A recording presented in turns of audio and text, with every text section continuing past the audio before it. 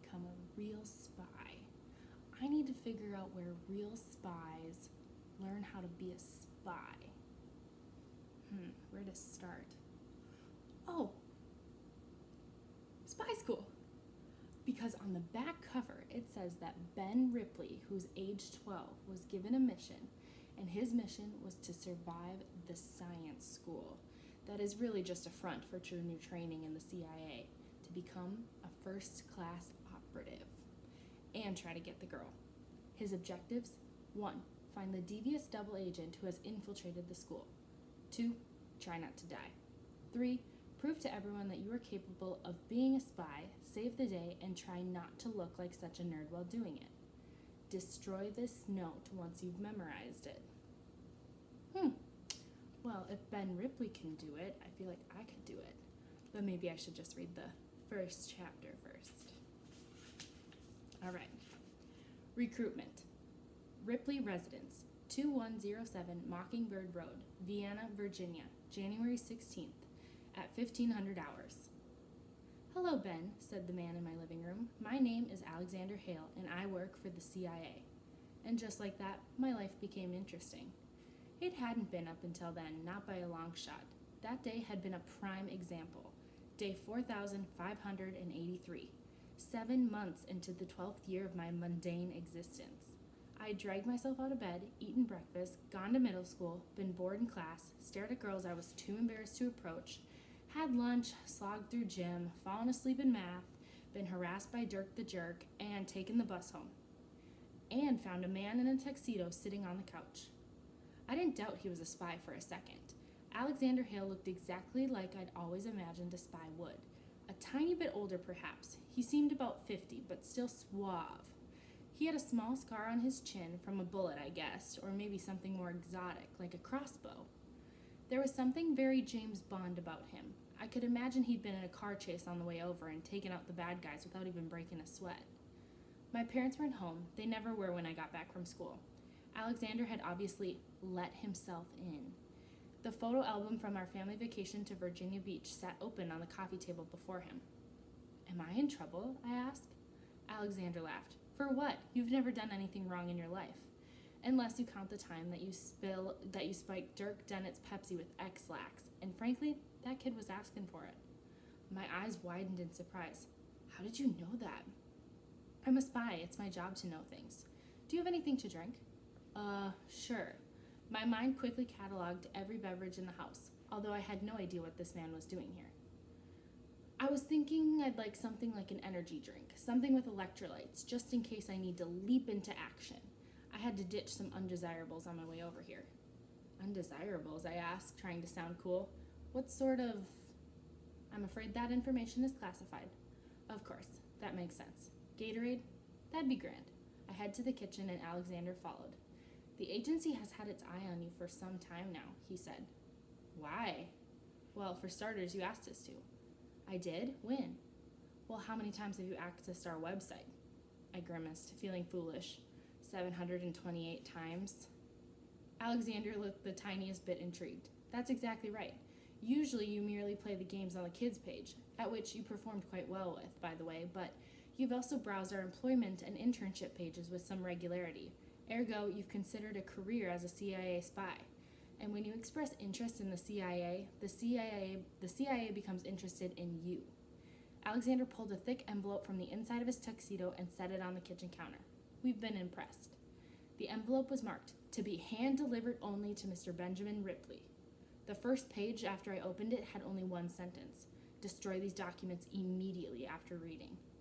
The second page began, Dear Mr. Ripley, it is my great privilege to accept you to the Academy of Espionage of the Central Intelligence Agency, effective immediately.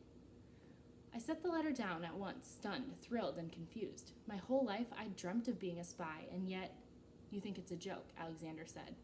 Well, yes, I've never heard of a CIA's Academy of Espionage. That's because it's top secret.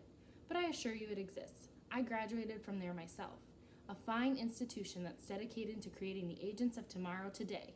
Congratulations. Alexander raised his glass of Gatorade and flashed me a blinding smile. I clinked glasses with him. He waited for me to drink some of mine before downing his, which I figured was a habit you picked up after a lifetime of having people try to poison you. I caught a glimpse of my own reflection in the microwave behind Alexander, and doubt descended on me.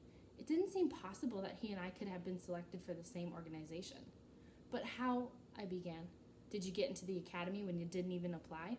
Well, yeah.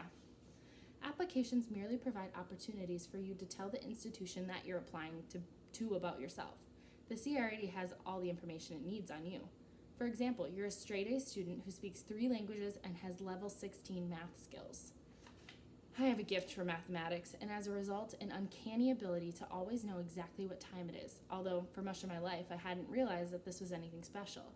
I thought everyone could do complex mathematical equations in their head, or instantly calculate how many days, weeks, or minutes that they've been alive. That's level 16 math, Alexander said. According to our files, you also aced your STIC exams and have a strong aptitude for electronics and harbor a severe crush on Miss Elizabeth Paternick, although sadly she appears to have no idea that you exist. I'd assumed as much about Elizabeth, but it still hurt to hear it confirmed. STIC exams? I don't remember taking those, I said. You wouldn't. You didn't even know that you were taking them. Standardized tests inserted questions. STIC. The CIA places them in every standardized test to assess the potential espionage aptitude. You've gotten every single one right since 3rd grade. You inserted your own questions into the standardized test? Like the MCA's. Does the Department of Education know that? I doubt it. They don't know much of anything over at education. Alexander set his empty glass in the sink and rubbed his hands together excitedly. Well, enough chit-chat. Let's get you packed, shall we? You have a busy afternoon. You mean we're going right now? Alexander turned back to me, already halfway to the stairs. What part of effective immediately didn't you get? I stammered a bit, and then there were still 100 questions that I wanted to ask. Well, why am I packing? How far away is this academy? Oh, not far, just in D.C., but becoming a spy is a full-time job, so all students are required to live on campus. Your training lasts 6 years, starting in 7th grade and going through 12th. You'll be a first year, obviously. And with that, Alexander bounded up the steps into my room. When I got there 20 seconds later, he already had my suitcase open and was casting a disdainful eye on the contents of my closet as he began packing. Is the academy on a different schedule than normal schools, I asked. No. Then why are they accepting me now? It's the middle of the school year. I pointed to the 4 inches of fresh snow still on the windowsill. For the first time since I met him, Alexander Hale appeared lost for words, which it didn't last long. Instead, he had told me, there was a sudden opening. Someone quit? No, flunked out. Your name was next on the list. Do you have any weapons? In retrospect, I realized he was trying to distract me. I have a slingshot. Slingshots are for squirrels. We don't fight many squirrels in the CIA. I mean real weapons. No. Alexander shook his head, as if he was disappointed. Well, it's fine. The school armory can loan you some. In the meantime, I suppose this will suffice. He pulled my dusty old tennis racket from the back of the closet and swung it like a sword, just in case there's trouble. For the first time, it occurred to me that Alexander might be armed himself. There was a slight indentation in his tuxedo right below his left armpit, which I now took to be a gun. In the moment, this entire encounter with him, which had merely been strange and exciting, became suddenly unsettling. Maybe before I make any big decisions, I should talk to my parents.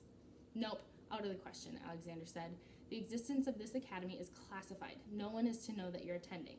As far as they know, you'll be attending St. Smithon's Science Academy for boys and girls.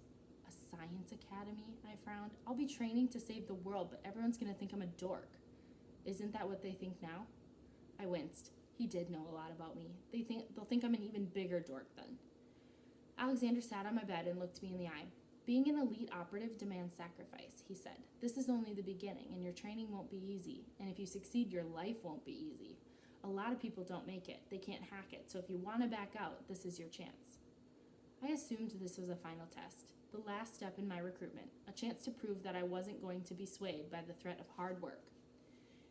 I wasn't. Alexander was being honest with me, but I was too caught up in the excitement of being chosen to notice. I wanted to be just like Alexander Hale. I wanted to be smooth and debonair. I wanted to let myself into other people's homes, and I wanted to ditch undesirables and keep the world safe and impress the heck out of Elizabeth Pasternak. I wouldn't have even minded a rakish crossbow scar on my chin. And so I stared back into his steely gray eyes and made the worst decision of my life. I'm in, he said. Okay. I think maybe spy school is for me.